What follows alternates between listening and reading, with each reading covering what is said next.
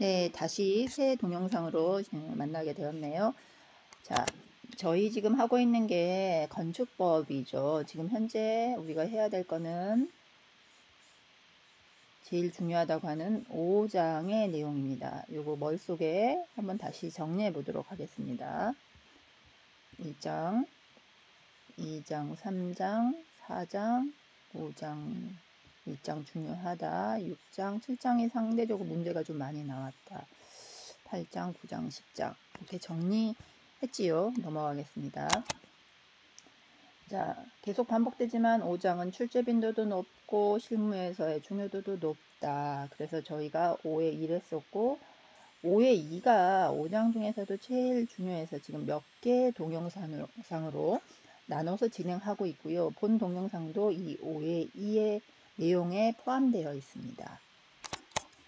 세세목차. 자, 저희 이거 볼 때 여러분도 교재에 있는 목차를 확인하면서 따라오 주셔야 합니다. 5에 1 했었다. 5에 2에 계단으로 나눠서 한번 했었고, 또 요거를 몇 개로 나눠서 저희가 했었죠. 이거 다 한 번씩 봤었습니다. 개별로 한 문제씩 나올 수 있다고 말씀드렸죠. 요거는 실무에서 매우 중요한 내용이고요. 오늘은 본 동영상에서는 이렇게 쭉 진행을 할 건데 아마 요 정도까지 진행을 할 예정입니다. 비교적 무겁지 않은 내용이고 중요도도 상당히 높지 않은 가볍게 봐도 되는 내용들이 있고요. 요 방화구역이 조금 상대적으로 강조가 되어 있는 부분이고 이런 것들은 가볍게 지나가도 되는 내용입니다. 자, 그럼 본 내용을 보시죠. 5에 2에 10입니다. 목차에서 5에 2에 10 우리 책 몇 페이지에 있다고 나왔나요? 우리 책 한번 펴보시죠. 찾았나요? 네, 맞습니다. 우리 페이지 244페이지에 본 내용이 있고요. 자, 강조하지만 법조항 한두 번은 읽어야 됩니다. 그래야 추후에 법이라는 거에 문구에 어색함이 없어요. 멈추고 누가 읽어보도록 하겠습니다. 네. 건축법 시행령 제41조에 어떤 내용이 있는지 봅시다. 제일 중요한 거가 제목에 나와 있겠죠. 피난과 소화에 필요한 통로를 설치한다. 여기 제목도 똑같죠. 대지 안에 피난, 소화, 불 끄는 거에 필요한 통로를 설치하자. 어떻게, 어디에 설치하냐 나와 있는데 여기 어디에 설치하냐? 건축물 땅, 우리 땅 대지 안에서 건축물 바깥쪽으로 통하는 주된 출구와 지상으로 통하는 피난계단, 특별 피난계단으로부터 최종 도로 및 공지, 우리 대진경계선 바깥으로 나가는 공지로 통하는 통로는 여기 밑에 있는 기준에 따라 설치해야 된다. 그래서 처음에 나온 게 뭐예요? 통로의 너비에 대해서 나와 있죠. 너비에 대해서 가나 다 세 가지로 나와 있습니다. 너비는 유효 너비가 0.9m, 90cm인 거 단독주택. 그 다음에 바닥 면적이 좀 크네요. 500제곱미터 이상인 문화 집회, 우리 알죠? 이제 사람들 많이 모이는 거. 교회, 병원, 즐거운 시설, 장례 시설. 요 사람들이 좀 많이 모일 것 같은 거에 500제곱미터 바닥 면적이 넘은 경우에는 유효한 너비가 3m 이상이야. 나머지는 1.5. 그래서 세 개만 기억하면 돼요. 0.9, 3, 1.5. 집은 그래도 제일 조금 사람들 우리 식구만 오죠. 손님 아무리 와도 0.9m, 사람들이 많이 몰리는 거 3m, 그 중간에 있는 것들은 기타 등등 1.5. 요게 통로 너비에 대한 거고, 두 번째는 필로티. 우리 필로티 알고 있죠. 계획 시간에도 배웠고,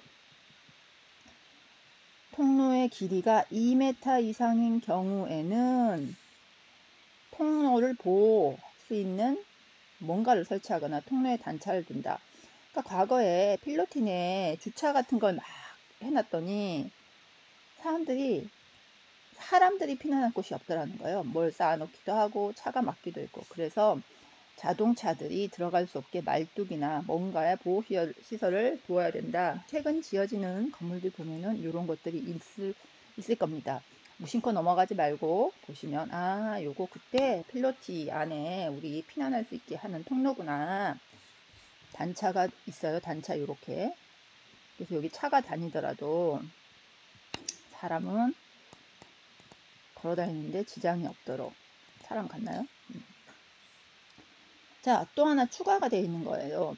요거 1항에도 불구하고 정말 사람들이 많이 모여 다녀서 따로 정한 다중이용시설, 준다중이용시설 또는 층수가 11층이면 우리 생각나요?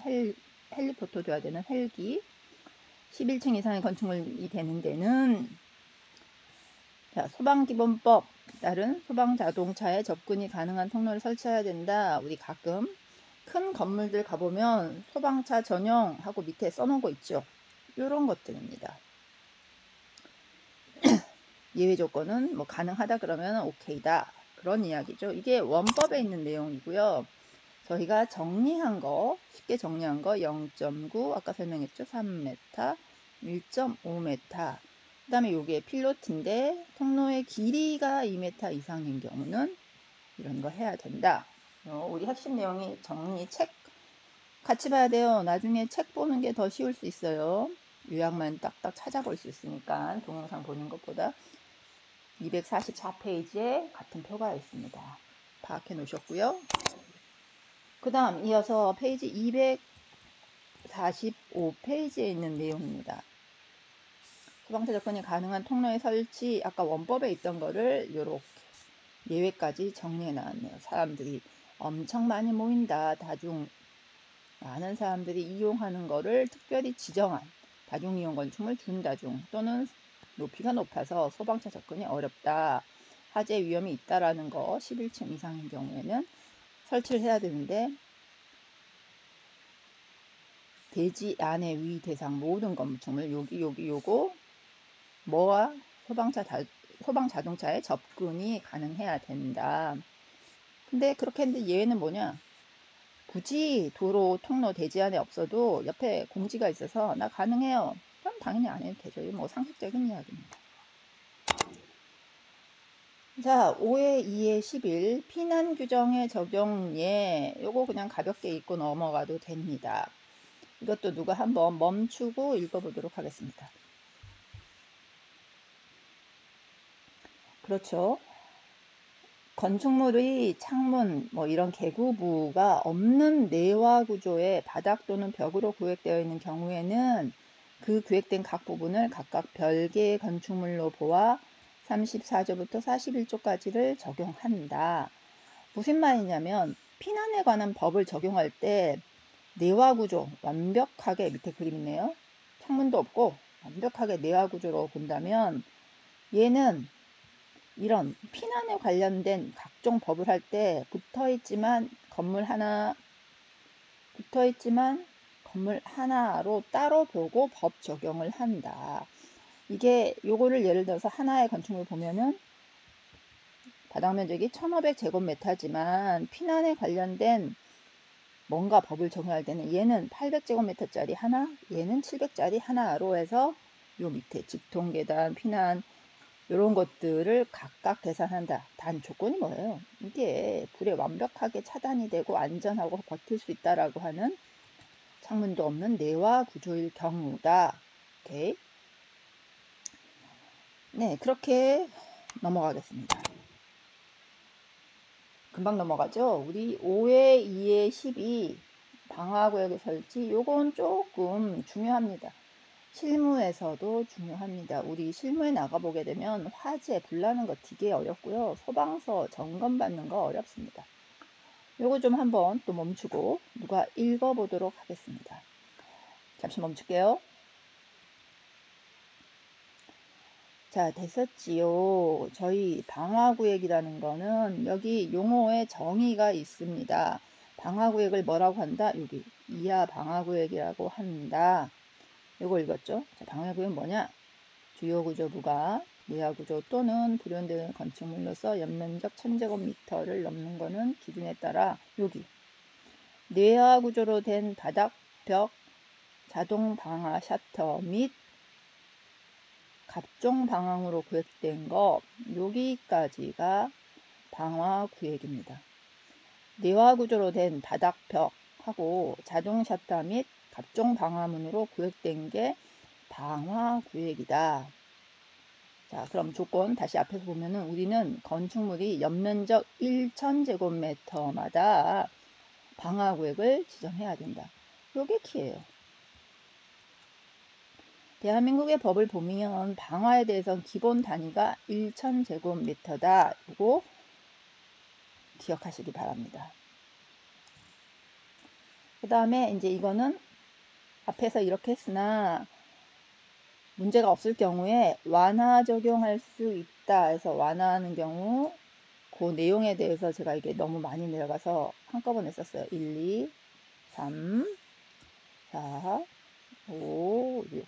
우리 너무 복잡하니까 책 몇 페이지에 있는 내용을 한번 보십시다. 이것도 잠깐 이 부분만 다시 한번 누가 읽어보도록 하겠습니다.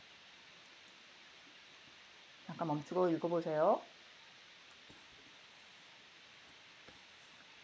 네, 읽었나요? 책 246페이지에 보면 완화 부분에 대한 게 1번부터 8번까지 있네요. 여기 다 적지를 못했네요. 1번부터 8번까지 있는 거 책 내용을 보시고 각 용도별로 있는 거 해서 시설 불가피한 부분 하려고 했는데 우리 1000제곱미터마다 방화구역 하면은 영화관이 뭐 운동시설이 너무 작다든지 집회시설이 너무 작다든지 이런 거 예외로 한다. 그 다음에 설비 불가능할 경우에는 어떻게 한다. 계단실 부분에 방화구 구획된 부분은 어떻게 뺀다.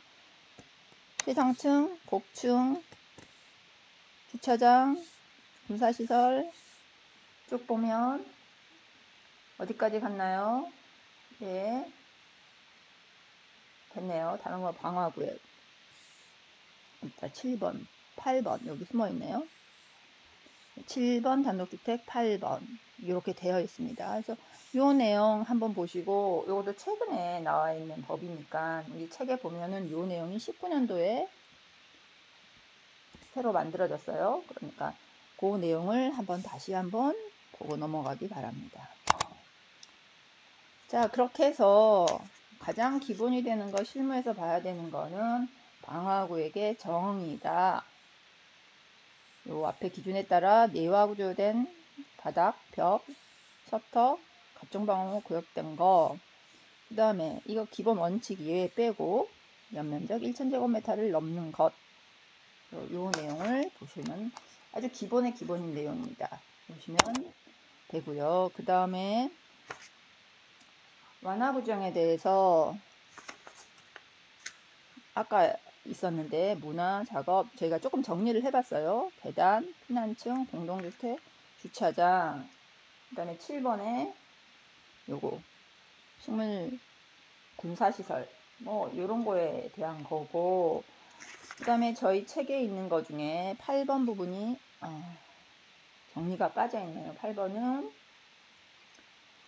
이 문구를 해석해 보세요. 페이지 다시 보면 246페이지 읽어보면 건축물의 1층과 2층의 일부를 동일한 용도로 사용하며 그 건축물의 다른 부분과 방화구역으로 구획된 부분 단 요거 중요해요. 바닥 면적이 전역의 합계가 500제곱미터 이하인 경우는 완화한다.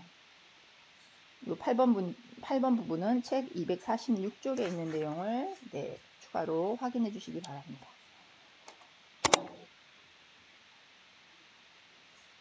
자, 우리 그 다음 내용을 좀 봐야 되는데요. 추가로 되는 내용에 대해서 요거는 우리가 지난번에 여러 번 봤던 내용인 것 같아요. 그래서 요거는 좀 지나가도록 하겠습니다. 아파트 대피 공간에 대한 내용이 이것도 앞에 있는 내용하고 중복이 돼요. 대피 공간하고 방화구역에 대한 내용이 중복되기 때문에 이것도 앞에 아마 한참 전일 거예요. 그때 우리가 정리했던 부분이니까 이것도 반복된 내용이니까 요거 넘어가도록 하겠습니다. 건축법 시행령 대피 공간에 대한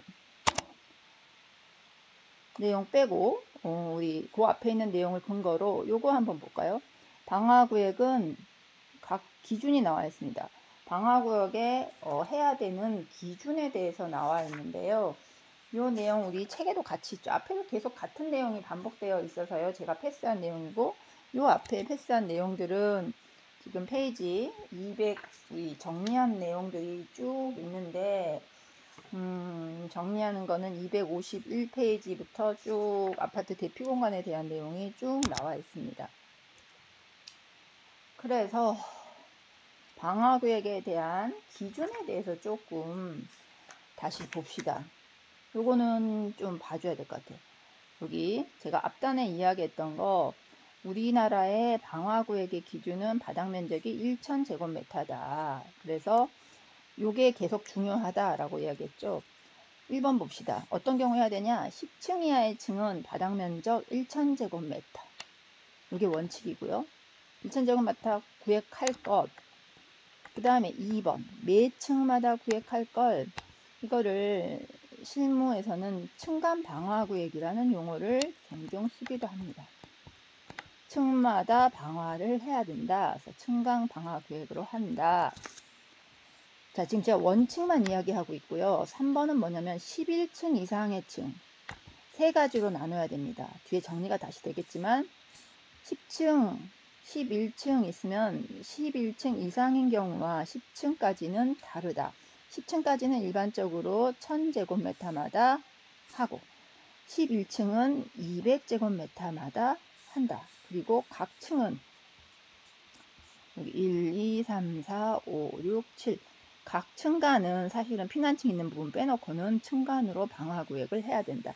요 세 가지 내용입니다. 이게 원칙이고 4번은 필로티 같은 경우에는 요걸 주차장으로 사용하는 경우는 다른 부분과 구획할 것. 요게 네 가지가 있다면 요게 그 다음에 예외 완화 조건을 좀 봅시다.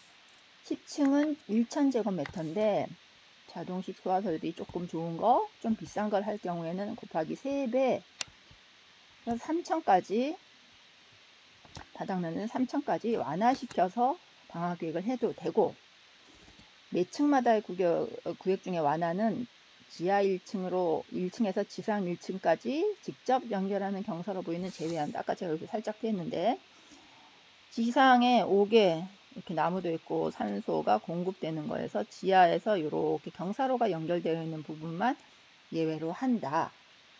3도 법조항 순서가 이렇게 되어 있지만 2하고 3을 같이 기억하시는 게 좋습니다. 10층 이하는 1000에 스프링클러 같은 자동 설비하면 3배 곱하여서 3000까지 완화해주고 11층은 기본이 200인데 좋은 소화설비 스프링클러 같은 걸 하면은 똑같이 곱하기 3배에서 600 여기 나와 있죠. 600마다 구획하도록 완화해 준다.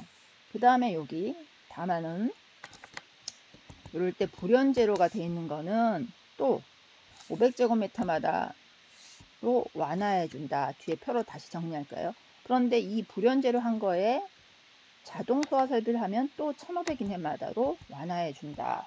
자, 원법에 이렇게 되어 있는 거를 그대로 이해하기가 조금 기억하기가 이해는 뭐 되겠지만 기억이 어려워서 이렇게 정리를 해봤습니다. 방화구역 설치 대상 요거 실무 때문에 조금 더 기억을 하셔야 돼요. 시험도 시험이지만 크게 이렇게 보세요. 층 단위로 한다. 이거를 층간 방화구역이라고 한다. 그 다음에 면적 단위로 하게 되고 특별히 필로티에 대한 부분 세 가지로 크게 나누는데 층 단위 기본 뭐라고 했어요? 일단은 매 층마다 한다. 예외는 지하에서 1층 경사로 제외. 면적 단위는 두 개로 나누죠. 다시 10층 이하와 11층 이상 헬리콥터 내리는 것처럼 우리 소아 방화에는 11층이 굉장히 기준이 돼요. 11층 이상의 층에서도 또 이렇게 나눠진다. 그런데 사실은 10층 이하도 불연재료인 경우는 같이 봐요. 자, 불연재료인 경우와 불연재료가 아닌 경우, 불연재료인 경우와 아닌 거를 같이 봐서 봅시다. 일단은 1200 이게 기본인데 스프링클러를 하게 되면은 여기 써놨죠. 가로 안에 수치하는 스프링클러 및 뭐 이런 자동식 소화 설비를 한 경우에는 3배 요것도 곱하기 3배, 이것도 곱하기 3배다. 그래서 일반적으로는 1000인데 자동차 설비하면 3000, 10층 이하인 경우, 11층일 경우에는 예를 들어서 나이가 11층인데 불연재료까지 했다. 그러면 1500마다. 그래서 대부분의 대한민국에서는 웬만한 경우에는 당연히 불연재료로 하고요. 스프링클러 설치합니다.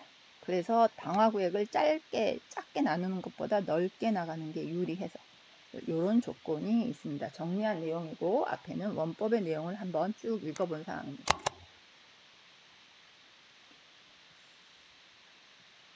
다음에 방화구역 우리 계속 하고 있죠.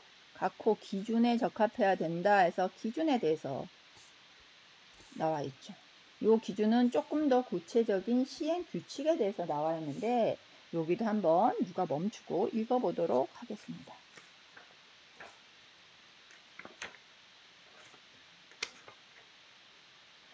다 읽어봤나요? 요거는 당연히 당연히란 표현 좀 그렇지만 상식적으로 우리가 늘 쓰는 거예요. 갑종방음은 닫힌 상태로 유지한다. 그리고 감지해서 자동으로 닫히는 구조를 한다. 가보면 항상 이 비상문은 닫혀 있습니다. 닫혀 있어야 됩니다. 항상 그런 멘트가 써져 있는 거를 볼 수 있고, 틈이 생기면은 충전해야 돼요. 이런 걸로. 그래서 현장에 나가게 되면 우리 이렇게 이제 각종 수도 배수관들이 파이프가 이렇게 층별로 뚫려 있는 부분이 있어요. 그런데 요 사이를 다 막아야 됩니다. 이런 내용에 의해서. 그 다음에 요 환기에 대한 것도 댐퍼, 알아서 잘 닫히는 거, 댐퍼를 설치해야 되고, 요것도 기준에 맞아야 된다. 요거는 조금 더 기본적인 내용이어서 요 정도 보고 넘어가도록 하겠습니다. 앞에 나와 있는 것도 요새 이것도 최근에 나오는 거죠. 피난구를 잘 설치해야 되는데 요 기준도 아래에 적합하게 해야 된다. 그래서 요 1번부터 6번까지를 잠시 멈추고, 요거는 그렇게 어려운 문장이 아니니까 읽고 넘어가겠습니다. 한번 읽어보시죠.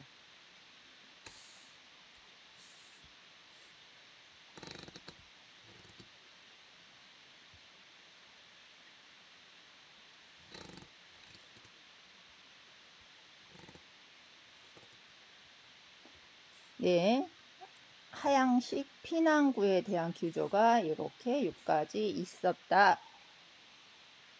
규칙은 비교적 아주 구체적인 내용이 있죠. 그래서 이런 시험 문제까지는 안 나올 것 같은데 그래도 숫자 정도는 헷갈리니까 조금 60cm, 15cm, 50cm를 기억했으면 좋겠습니다. 네, 이거는 또 조금 다른 이야기인데요. 제목을 보면 5의 2의 13 방화에 장애가 되는 용도의 제한. 지금 우리가 계속 하고 있는 게 방화잖아요. 화재를 막아야 되는데 서로 장애, 걸림돌이 되는 용도는 같이 하지 말자라는 취지입니다. 잠시 멈추고 이것도 한번 누가 읽고 시작하도록 하겠습니다.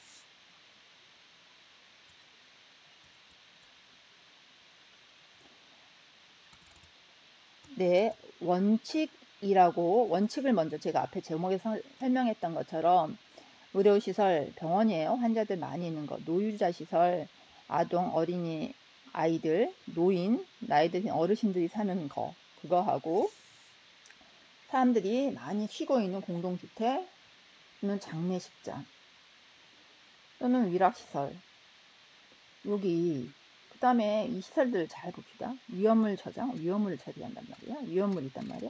공장, 사고 발생이 좀 많지. 자동차, 기계 같은 것들이 있지. 는 같은 건물에 함께 설치할 수 없다.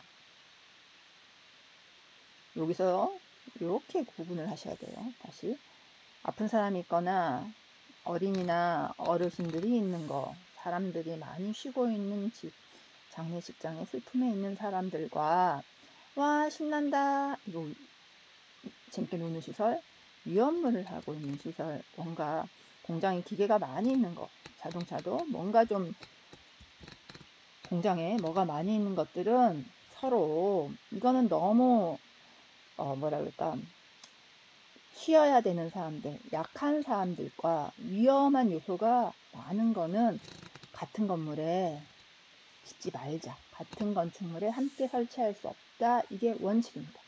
이런 게 법에 있다는 것만 알고 나머지 예외 조건 넘어가고, 그 다음에 또 나와 있습니다. 아래 노유자 시설증 아동 노인 여기와 판매 시설 중에 도매 소매도 함께 하지 말아라. 단독주택, 공동주택, 산후조리원 요것과 근린생활시설 중에 다중생활시설도 함께 하지 말아라. 이게 원법이고 뒤에 정리된 게 조금 있었어야 되는데 요거를 이렇게 뒤에 우리 책을 차라리 보시죠. 여기 책에 254에 보시면 이 내용도 제가 지금 말로 설명을 하고 있으나 254페이지에 표, 그렇죠. 이렇게 보시는 게 훨씬 편합니다.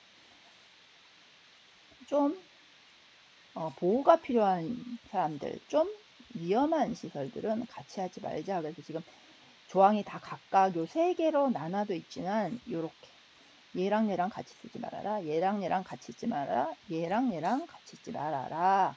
그런데 이건 원칙이고 완화 조건에 다 들어가 있는 거고요. 그 다음에 완화를 하기 위한 기준은 출입구는 어떻게 해야 되고 바닥벽은 어떻게 해야 되고. 자 봅시다.